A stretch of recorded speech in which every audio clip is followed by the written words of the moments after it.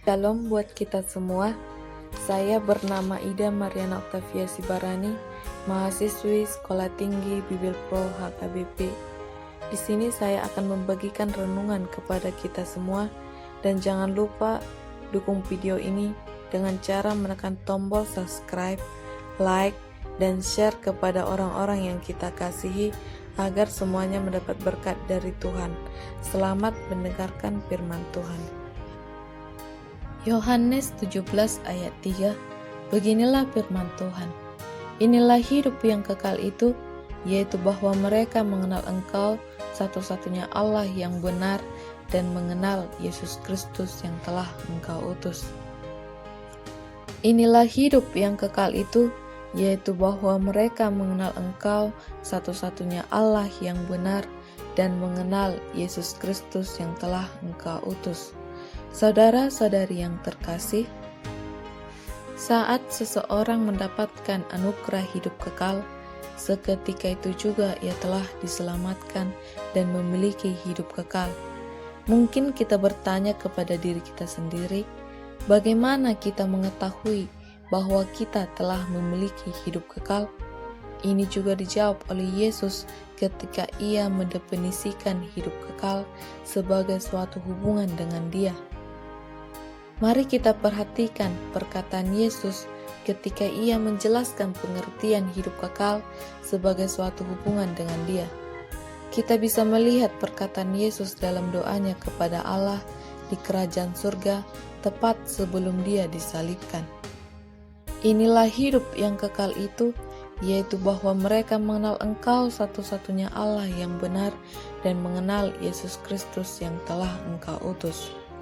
Dalam nats Alkitab ini, kita bisa mengetahui bahwa kita telah mengenal Allah sebagai satu-satunya Tuhan yang benar dan mengenal Yesus Kristus yang telah Ia utus.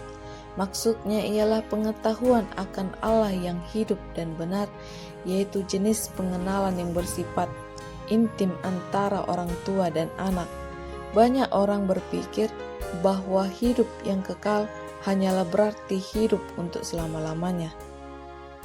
Bagaimanapun juga, setiap orang memang hidup untuk selamanya. Sebagian juga berpikir hidup kekal ialah selamat dari neraka dan hidup selamanya di surga. Walaupun itu benar, tetapi bukan itu tujuan hidup kekal. Tujuan keselamatan ialah memiliki hubungan yang intim, hubungan pribadi dengan Allah. Yesus datang bukan hanya untuk memberi kita hidup kekal di surga, tetapi juga memberikan hubungan pribadi yang intim dengan Allah saat ini. Karena dosa telah merusak persekutuan manusia dengan Allah, maka Yesus hadir di dunia untuk memulihkan persekutuan tersebut. Allah memberikan kita hidup kekal di dalam Kristus. Kristus mati bukan hanya untuk mengampuni dosa kita, tetapi untuk membawa kita dekat kembali dengannya. Dalam hal ini, kita telah memahami bahwa kita percaya kepada Yesus bukan hanya menerima keselamatan, tetapi juga menerima hubungan yang baik dengan Allah, sama seperti hubungan kita kepada keluarga, yaitu kakek, nenek, ayah, ibu, kakak, dan adik dalam keluarga. Tentulah kita mengetahui bahwa sebuah keluarga adalah hubungan yang paling dekat di setiap individu. Tak hanya itu, keluarga juga bisa menjadi tempat bertukar pikiran serta menjadi tempat pengaduan setiap masalah yang kita dapatkan. Dengan kita bertukar pikiran serta penuh keyakinan, kita mendapatkan jalan keluar dari setiap masalah yang kita hadapi, baik itu dari pendapat keluarga maupun motivasi semangat yang dia berikan. Demikianlah hubungan manusia dengan keluarganya, sama seperti hubungan mereka dengan Allah. Yesus memberikan jalan terbaik untuk mendekatkan kita kepada Allah. Yesus menghapus dosa kita melalui darahnya, dan dengan terhapusnya dosa-dosa kita, kita percaya hubungan kita dengan Allah juga kembali dekat dan intim.